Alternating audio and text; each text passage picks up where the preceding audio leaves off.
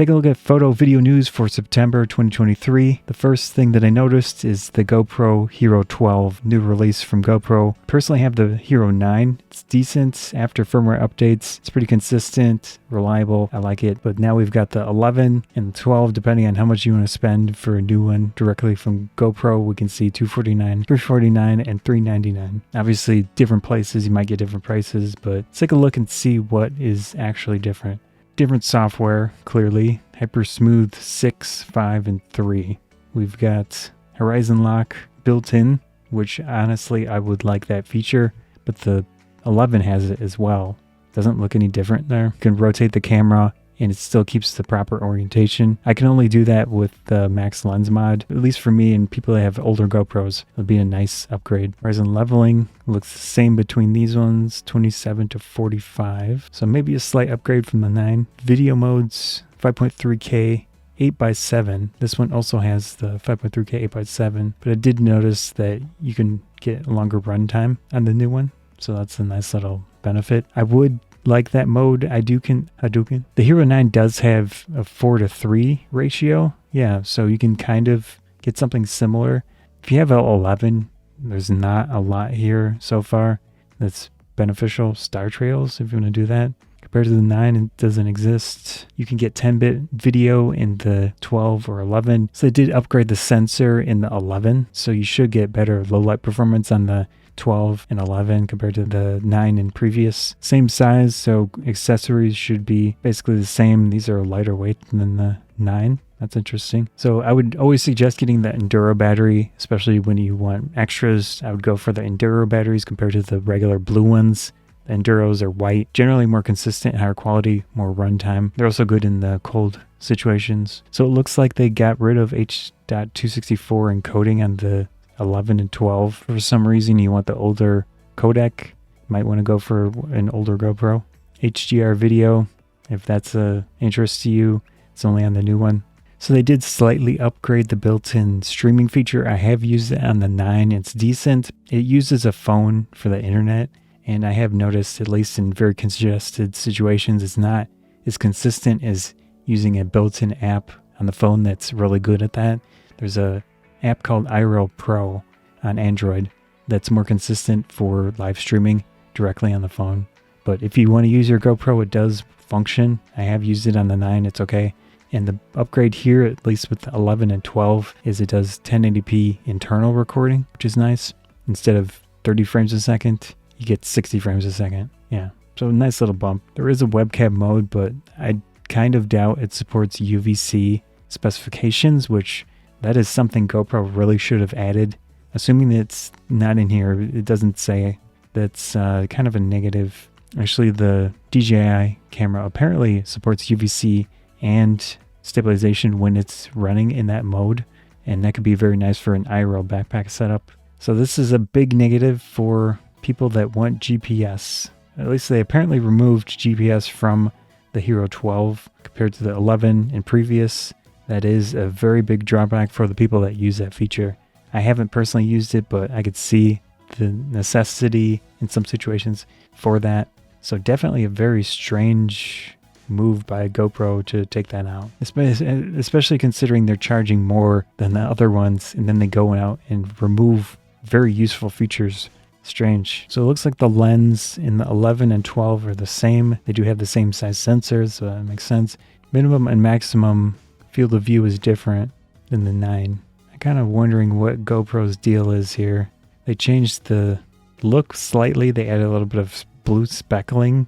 It looks like those floors that they put in garages, like an enamel flooring. That's a thing. Basically the same exact design. I think that's good that they are keeping the same size and shape for accessories. Nice little addition here. You have the classic GoPro fins, but it also has a 1/4-20 tripod connection. That's a nice improvement. I'm kind of wondering if you can buy this and add it to the other ones. I would assume you can, but who knows? Quality of life improvement for the GoPros to have that, because I personally prefer to use the 1/4-20 at least half the time, depending on my setup. They did introduce a new max lens mod, got a wider field of view. I don't know if it works with the previous versions, but this is probably what you'll need to use if you go with the 12, so there is some difference with accessories. So they basically say you're going to get longer run times with the new 12, which is nice, but it might be more software based than anything. It's hard to tell. They do have the HDR mode, maybe in certain situations like they show with the car.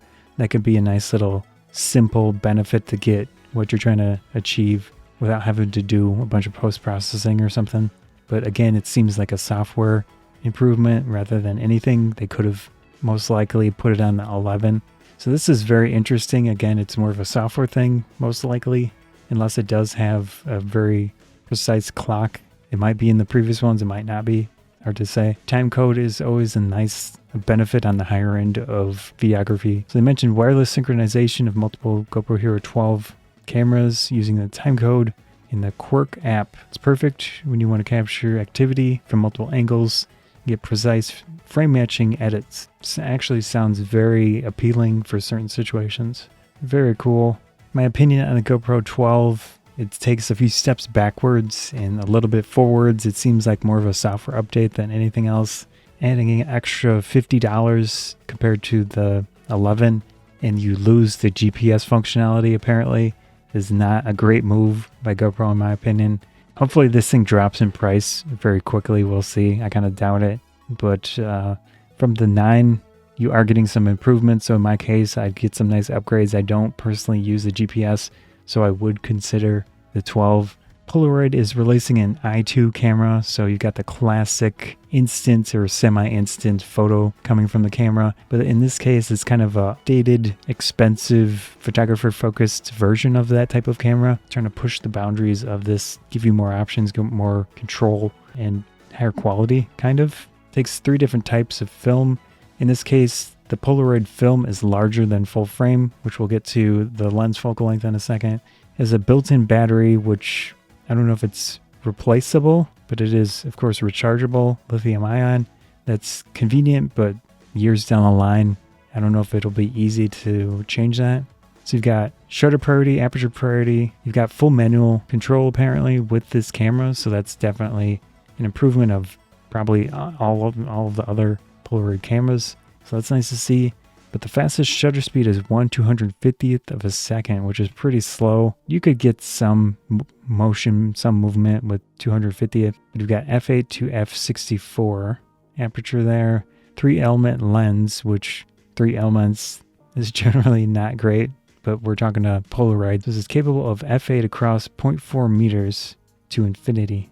And it's a 98mm lens, but it is a larger format than a full frame image. So if we look at DP Review's review of this camera, they mention a 38mm equivalent field of view for the lens, considering the size of the film. It's a built-in flash, of course, pretty much needed for this type of camera. People are into that certain look, and there's a Type-C USB port for charging. That's cool. It does have a flash sync port. That's also interesting. So with this camera, you're getting some quality of life things, some photographer focused things, which is nice to see. Prices of the film on their website, around $17, $20. So in this case, each pack has, wow, pop-ups. I love pop-ups. This pack has 8 photos inside, so you're paying $17 for 8 photos. Just looking at some of the photos from people that did review it, you get that classic look. I would say I don't have any experience with the quality here, and you can see it's a little washed out. They probably use a flash in that case. I like the Snoopy shirt. You do still get that very specific Polaroid look to it. So this is probably as good as you're going to get because this is Polaroid's official samples. Yeah, not too bad. It's definitely usable, but you're paying a lot for this camera, and it's going to depend on if you are trying to get more quality out of it or you just want the quality of life features like the full manual mode, the flash sync port, higher build construction compared to old ones probably. Interesting camera.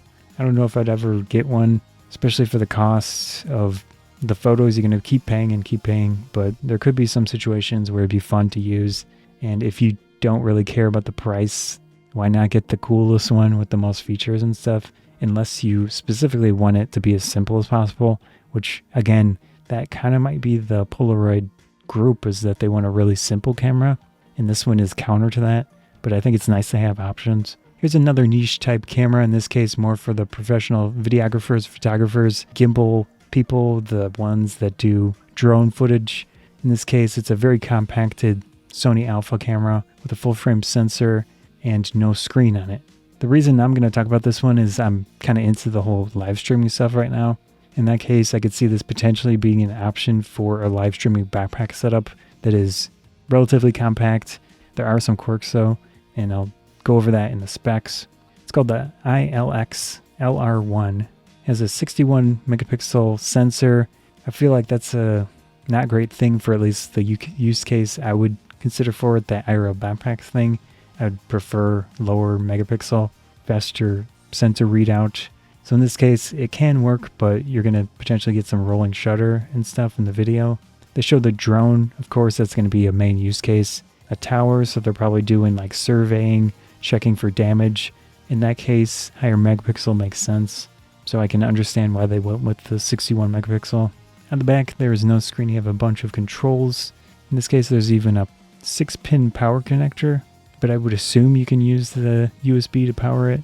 I would hope so. And then it has a switch between photo and video, basically like one of their Sony cameras. Oh, it has a single card slot. HDMI, USB, does not have sensor-based stabilization, which I think is the big negative for my specific mentioned use case of the IRL streaming backpack. You can get a stabilized lens, can potentially work okay, but it won't be as smooth looking. So it does have a tripod connection, which is nice. Let's take a look at the specs and see if there's anything weird.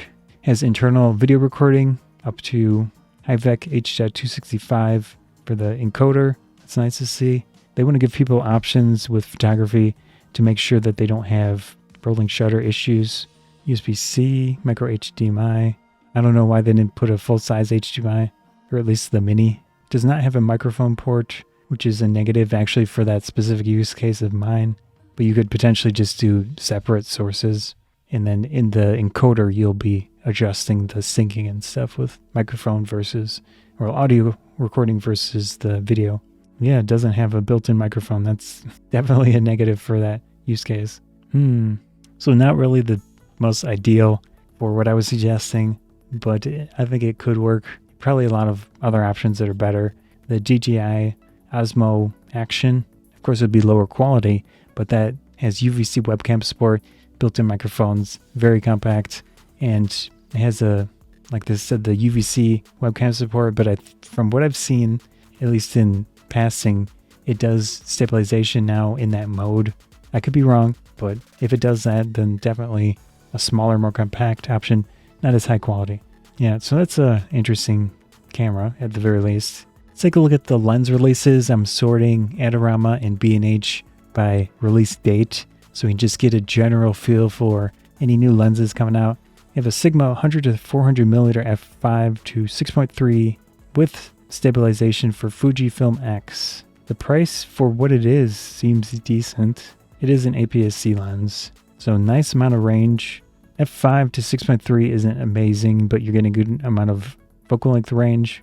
Telephoto is always expensive, but kind of sort of lower price, pretty long zoom range lens. Sigma 23mm f1.4 for Fujifilm. I think that's might be out for Sony, or it's coming out for Sony as well.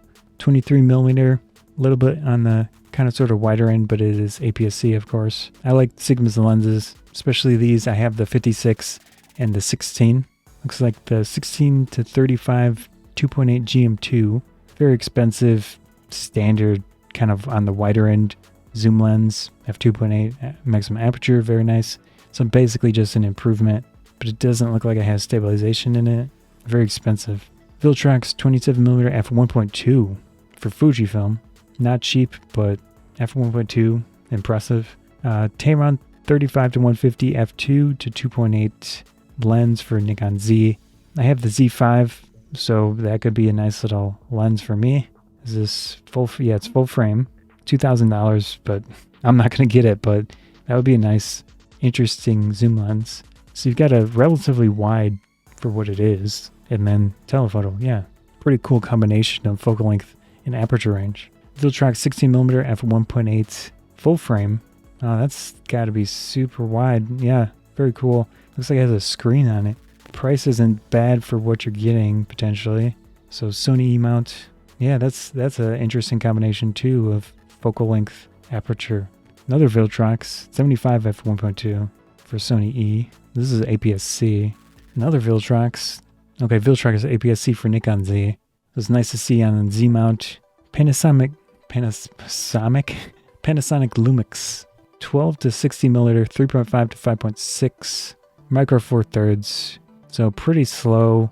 You're gonna get a 24 to 120. The price isn't bad, but micro four thirds sensor is already relatively small for the larger type sensors, and the aperture range combination, I don't know. Sony 70-200 f4 macro G OSS 2, so it's got optical stabilization. I remember when f4 lenses were around 1,000, 1,200. Not anymore. Thanks inflation, I guess, or whoever or whatever is the cause. That's a pricey number, but it gets stabilization. That's cool. And apparently it looks like it can focus closer than probably similar lenses. 180 to 600 at 5.6 to 6.3 VR. Nikon Z, that's a big focal length range. Aperture range is good for what it is. 600 f6.3, pretty fast for 600. 180 5.6 is not amazing, and the price isn't bad for what it is. That's a lot of glass. I wouldn't mind trying it on the Z5, but I'm not gonna buy it unless you membership to my channel. You know, channel memberships, but I need a lot of members. This is a good value option for Z mount. I think it's a Tamron lens repackaged. It's a Z specific Nikon repackaging job. I think that's a good thing. It might be more expensive than the Tamron version, which is not a good thing, just assuming. But you are getting lifetime Nikon support. So firmware updates, you know, everything is going to be full Nikon. 7 Artisans 24mm f1.4 EFM EOS M. So I could... I just burped as I was talking or something. So it's this 7 Artisan 24mm f1.4 is going to be on EOS M EFM. So that's cool to see that we got something. It's probably manual focus, but better than nothing. So it's declicked aperture, which honestly I'm not a huge fan of. Doesn't mention focus, but I'm sure it's manual focus. And here we are to the Nikon Z DX 24mm f1.7. I don't have a Z APS-C camera, but I can see the use cases for this. It's kind of decently priced, but you're going to get the plastic mount and everything. So yeah, it's a thing. And I'm going to end with the RF 28mm f2.8 SCM for $300. It's pretty compact. Looks almost like a pancake lens. That's cool. All right, that's good for the photo video news. There are quite a few interesting releases, some lenses as well that might be worth checking out. If you enjoyed the video, Scott of Photography Banzai. Thanks.